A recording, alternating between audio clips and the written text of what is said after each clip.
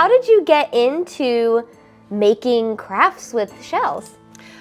Really, it was just kind of a fluke. The idea came to mind one day. I've always liked crafting and making things, but never anything in this realm. We always, as tradition with most families, will have oysters at Thanksgiving and Christmas, and then afterwards we're left with just these mounds of shells everywhere.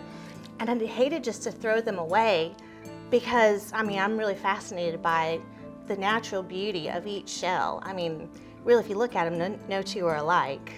And I just really appreciated how pretty they were in their own way. And so the thought came to me one day. I was like, I should do something with this. And I made a wreath, very similar to the one that is behind you. Oh, yeah. Just showcasing the natural shells. And so even though that's not the very first one, that's what it looked like.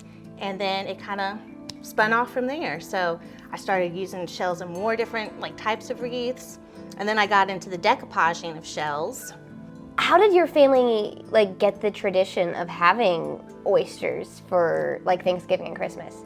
Well, like I said, I know it's a tradition for a lot of folks, but for my husband's side of the family, it was also part of their business. My husband's father and grandfather both had seafood companies, so it was definitely a very long history of seafood and oystering in the family.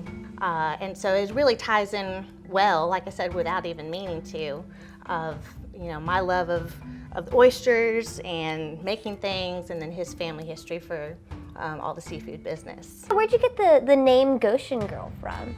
So that also has a little tie into family history as well. So on my husband's mother's side, she grew up in Englehart, North Carolina, on Goshen Road, and actually that little area of Englehart was known as Goshen. And the old family homestead backed right up to the Sound. And his grandfather also did some fishing and crabbing and oystering as side work as well. He was predominantly a farmer. But of course, being on the water, you have to go do some seafood. And so I wanted to really tie that in to the family history as well, and it just kind of worked out. When did you start going to markets and selling this stuff? About 2 years ago. Wow. Yep. I tapped into getting to know someone at the farmer's market, and she invited me to be a vendor. So that's really how I got my start. And then thankfully, other folks in town who were familiar with my work from other shows had invited me to other events. The past one was at the Coppola House Gardens for the Edenton Tea Party's 250th anniversary.